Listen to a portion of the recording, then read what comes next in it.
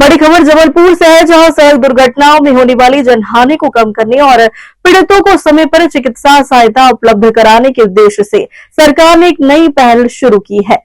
PM राहत योजना के माध्यम से अब सड़क हादसों में घायल व्यक्तियों को अस्पताल में भर्ती होने पर 1.5 लाख तक का कैशलेस और मुफ्त इलाज मिल सकेगा। बिना आयुष्मान कार्ड के भी लाभ। इस योजना का सबसे महत्वपूर्ण पहलू यह है कि पीड़ित के पास आयुष्मान कार्ड होना अनिवार्य नहीं है।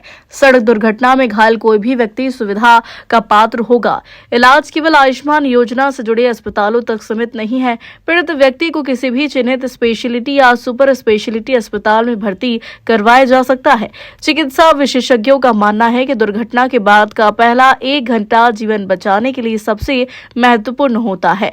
यह योजना इसी समय सीमा के भीतर त्वरित और बिना किसी वित्तीय बाधा के इलाज सुनिश्चित करने के लिए लाई गई है। सभी संबंधित अस्पतालों का निर्देश दिए हैं कि दुर्घटनाग्रस्त व्यक्ति को तुरंत भर्ती करें और उपचार शुरू करें। यदि किसी अस्पताल में आवश्यक विशिष्ट उपचार की सुविधा उपलब्ध नहीं है तो उन्हें तुरंत मरीज को उचित केंद्र पर करना होगा रेफर, ताकि समय रहते जान बचाई जा सके। करते हैं किसी भी प्रकार से दुर्घटनाग्रस्त होते हैं तो उसको लेके शासन द्वारा एक नई पीएम राहत स्कीम लाई गई है।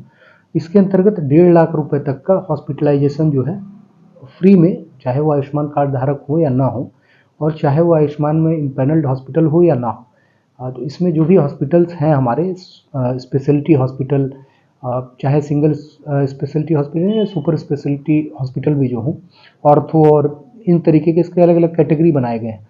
तो ये जो हॉस्पिटल है यहाँ मतलब सीधे एडमिट करना है, जो भी दुर्घटनाग्रस्त व्यक्ति है जा रहा है वहाँ पे, उसको एडमिट करके 1.5 लाख रुपए तक का उसको कैशलेस ट्रीटमेंट देना है। तो इससे काफ़ी सहूलियत होगी जो भी दुर्घटनाग्रस्त व्यक्ति हैं। शासन का यह मानना है कि जो भी शुरू के जो हमारे गोल्डन आवर बोलते हैं उसको, उसके दौरान जितना जल्दी से जल्दी ट्रीटमेंट मिल जाता है उतनी ही लाइफ सेविंग की संभावना उतनी ज़्यादा रहती है। तो इसलिए ये योजना लाई गई है ताकि हॉस्पिटल्स को भी इस बात, ये घायल होते हैं लोग, उनको तुरंत निकट के अस्पताल ले जाना है और इसके लिए शासन ने 1.5 लाख रुपए रखे हैं कि ये 7 दिन तक उसका इलाज करके और उसके 1.5 लाख रुपए का क्लेम वो शासन से कर सकते हैं। इसका मुख्य उद्देश्य ये था कि रोड दुर्घटनाओं में, रोड एक्सीडेंट्स में जो लोगों की अधिक संख्या में मृत्यु हो रही क्योंकि उनको इलाज नहीं मिल पाता था, उसका एक बड़ा कारण ये भी था कि लोग उसकी मदद करना नहीं चाहते थे क्योंकि उनको ऐसा लगता था कि पुलिस आदि के चक्कर में आने से दिक्कत होगी। इसमें उसकी भी छूट दी गई है कि पुलिस उस व्यक्ति से कोई पूछताछ नहीं करेगी जो उस घायल को लेकर अस्पताल आया है, और यदि पुलिस उसको वेरीफाई करती है कि उसने सही में मदद की है तो उसको 25,000 रुपये की राशि शासन की ओर से मिलेगी जो उसे अस्पताल लेकर आया है। तो ये योजना बड़ी महती योजना है और इसका लाभ सभी को दिलाना है, इसलिए अस्पतालों को ये निर्देश दिए गए कि सब अपना उसमें रजिस्ट्रेशन करा लें।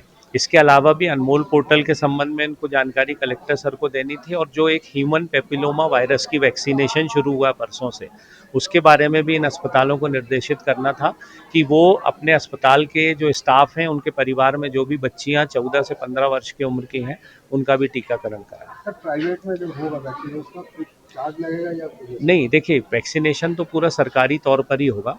जो प्राइवेट में वैक्सीनेशन हो रहा है वो प्राइवेट वैक्सीन लग रही है जिसका वो चार्ज कर सकते हैं, लेकिन हमारी संस्थाओं में अभी 13 सेंटर्स जबलपुर जिले में बनाए गए हैं, वहाँ